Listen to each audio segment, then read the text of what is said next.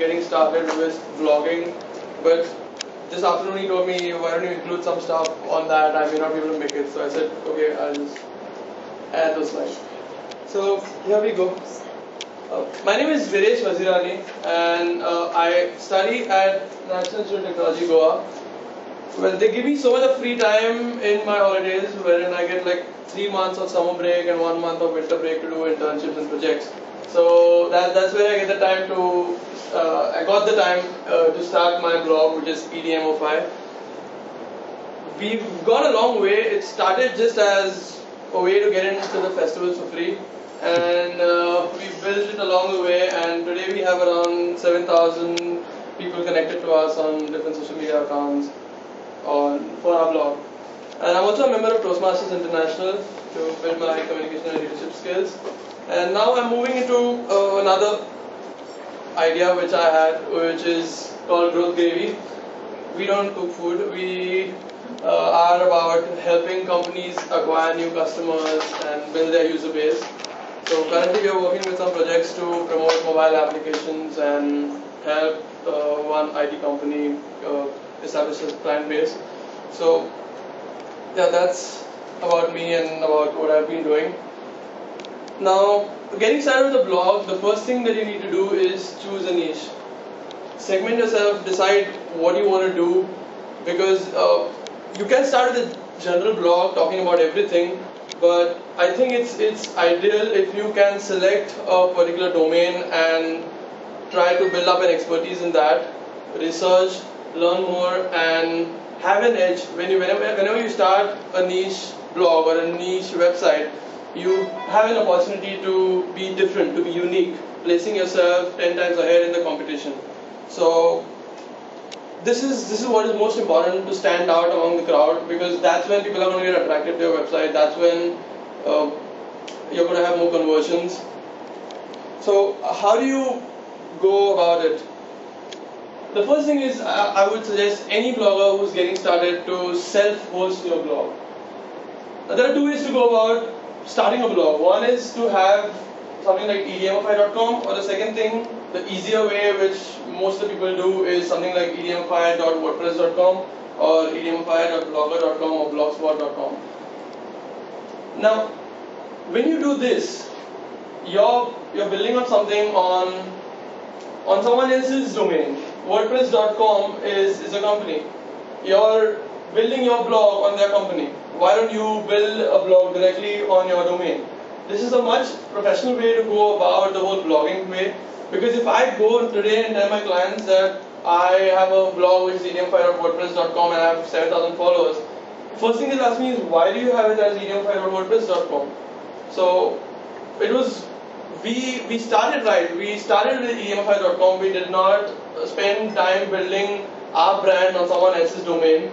This is a big mistake which I did first time when I got started with a random blog idea which I had, which was about sharing these.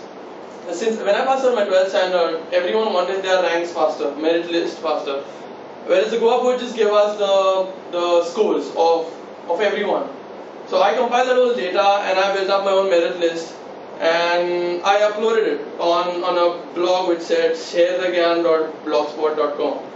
Now, if I had done something like shareyourgyan.com, I could have gone way beyond what I thought it would. So I got about 10,000 page views just in 1 week, and I did nothing. I just compiled the data and put it up. My content was very unique, and there are a lot of people who were searching for something like that, and nobody else had done it. So that's when I was able to reach out to a big audience, because you have like around 3,000 people answering GSET every year. Now you multiply that into 2, 3 parents, families, everyone wants to know the results. So that's how I got that traffic. So I mean, whenever you build a blog, it's not just about writing content, it's also about reaching out. It's also about getting that content across to a lot of people. If Times of India had 2 readers, no advertiser would pay to as much as it's paying now, but it has this huge readership, so that's what matters at the end of the day. Now, average hosting costs, if you're going for a single domain, would be around 5,000 for 3 years, whereas if you have multiple domain options, it could be approximately 12,000 for 3 years. So this is what I want to suggest for us as Goa bloggers network, to have, just buy up one multiple domain hosting space, and any new bloggers, any youngsters who want to get started with, they may not have 5,000 rupees to push in directly. I mean, you also have yearly plans which obviously increase on a monthly basis. I mean, the cost is higher up per month. So the best idea is to have this multiple domain option wherein we can help a lot of youngsters get started with blogging the right way. Because the reason I went with sharethegan.blogspot.com was because I wouldn't pay 5,000 rupees at my 11th standard online, that too, for a blog. I mean, first of all, making payments online is scary. Everyone thinks twice rather than just paying cash. So compiled with that, even I may be 20 years old, but still I will think twice rather than going to a shop and paying. I mean, because online is always, what if someone's hacking the data, what if someone's getting a credit card or debit card and then your money is gone. So, although as a student you have to think twice even if you're spending something out, forget about risking your whole bank account into an online domain. So anyways, coming back to the point, I think we should together as a network either get a sponsor or pitch in a little each person and get up this plan, and then we can build up as many websites as we can, starting when someone's getting started up. So we can go in multiple domain.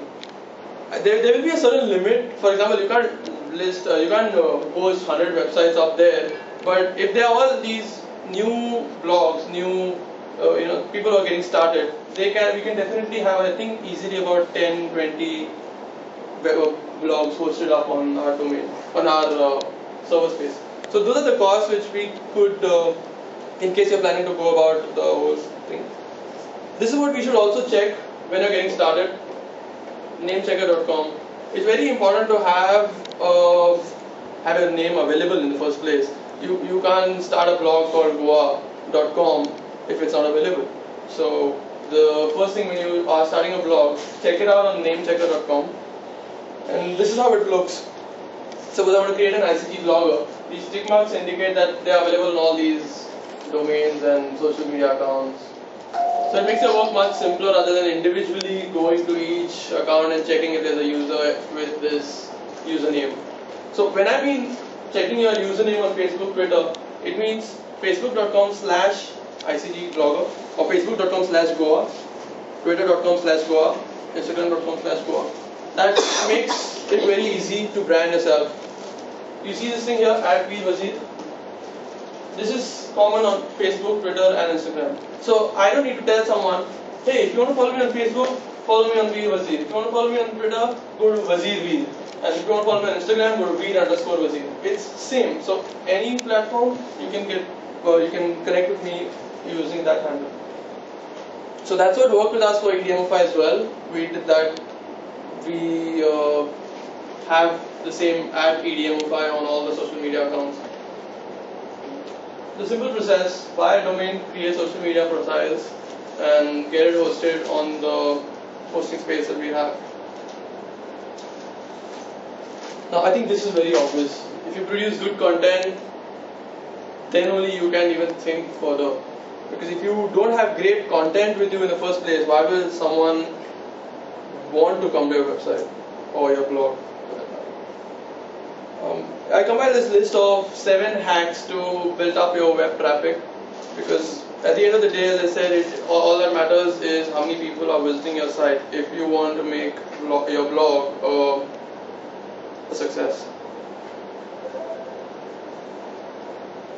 Now, getting started, capture email addresses. Email marketing, as I was just talking to Mr. Frederick just a while ago, cannot be replaced, because on social media feed, whenever a new post is up from a page or from a celebrity or from a blogger, it's among 200 or 300 more posts up down, and the chances of your post getting lost in that huge feed is high. Whereas email, I think, is very it's easy to get the attention. Everyone will open that email if it has an interesting title. And once you open that email, he's stuck to that whole page of yours, and the user is checking it out. You can convert him into a buyer. You can get him to your website. It's much easier and so it's more effective. Nothing replaces the conventional mode of marketing, which is email marketing. You can use sources like MailChimp to promote, to send out emails to a huge list. Then SEO Tactics. Now, the one thing that comes, the most important thing for SEO Tactics is obviously good content. And then things like URLs, deep linking. Now, what do these things mean? Yeah. So URLs is EDMofy.com/ whatever the name of my blog post is. For example, I'm writing about Sunburn, Goa 2015.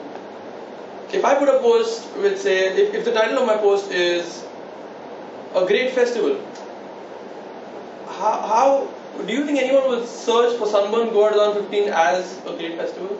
If he wants news about Sunburn Goa 2015, he will type Sunburn Goa 2015. So if you have these keywords in your URL, for example, edmofy.com/ Sunburn Goa 2015, it helps you get that traffic. It helps Google analyze that, okay, this post is about Sunburn Goa 2015. So you get the traffic. Next is deep linking.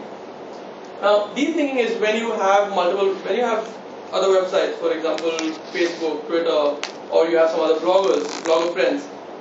If you get them to include your blog link, for example, when I say EDMofy, if I can get this edmofy.com link into any other big websites like Times of India, I automatically gain points in my SEO. So the chances of Google identifying you as a powerful influence are higher, and obviously then they send you the traffic when someone searches for that keyword. So that's how do you do that? Sorry? How do I get deep linking? Yeah, so when you insert your blog link in your Twitter bio, that's a way of deep linking. Your Twitter bio, it has an option where you can insert your link, Okay, I'll check it. A web link in your profile. Okay. So when you put a web link there, that's a way of linking. Even when you send out email with your website to mailing list or whatever. Yeah, but Google, the search engine wouldn't search for that. Okay. The search engine would index your other blogs or other blogs, other big websites, social media. So then, you see, I get a lot of mails telling me that my content is very good. I need a SEO tactics to be done. Then they tell me some meta tag is missing. Okay. I don't know what that means. Yeah, actually, there are a lot of these online SEO guys who will keep buzzing you for different things. Yeah. You'll say, I put them in spam. So exactly. So, but some of what they say makes sense. Like they'll also talk about deep linking, and they'll talk about adding meta tags and all that. So you can get these plugins, which are SEO plugins, which help you do the basic stuff. Can you give me a name? On WordPress, there are plugins. Yeah, there are WordPress. On WordPress, there are plugins. You can just search actually Google. Under the plugins. Well, last time I did that and I crashed my whole site. Oh, is it? Okay. So, another exclamation mark for any time before installing plugins, check the reviews. Only then go and install them. So, I think you could note down Yoast. Yoast? Yeah. Yoast. Yoast. So, that's a good plugin which I use, and I think Twitter also uses. So these are the basic SEO tactics, but at the end of the day, what matters is content. If you produce long content, lot of words in your content, then the Google indexes you higher. That's what many guys say. If you have like 1,000-word article compared to a 100-word article, yes, the 1,000-word article will perform better. And you can include certain headlines in your whole article. So automatically Google understands that this article, these are the keywords. It searches the headlines. So that's another technique. And there are a lot of these tactics. You can actually just Google for them. It's very simple to do it. And I don't think you should get lost. If you can note down some good influencers whose tricks who have huge following, whose posts are followed by a lot of people. Same thing. So if you can note down those, then and only follow their advice, because if you